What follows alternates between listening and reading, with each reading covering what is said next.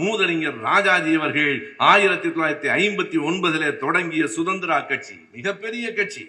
சுதந்திரா கட்சி என்பது அன்றைக்கெல்லாம் திமுக கழகத்துக்கும் சுதந்திராவுக்கும் அல்ல, காங்கிரசுக்கும் சுதந்திரா கட்சிக்கும் தான் போட்டி. 3வது இடத்துல இருந்தோம் நாம்.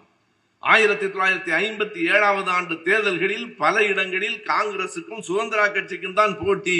திமுக மதிக்கப்படவில்லை. ஆனால் திமுக உறுதியாக இருந்தது. ராஜாஜி அவர்களே மாறி அறிஞர் அண்ணா அவர்களோடு வந்து கூட்டணி சேர வேண்டிய காலம் வந்தது. ராஜாஜி அவர்களை நான் குறைத்து மதிப்பிட முடியாது. அந்த கட்சியும் அவர் பெற்ற வாக்குகளும் சாதாரணமானவை அல்ல. குறித்துக் கொள்ளுங்கள் நண்பர்களே, 8.78% வாக்குகளை சுதந்திரா கட்சி பெற்றது.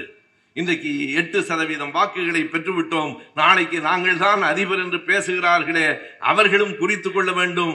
8.78% வாக்குகளை மட்டுமல்ல, இந்திய நாடாளுமன்றத்தில் 44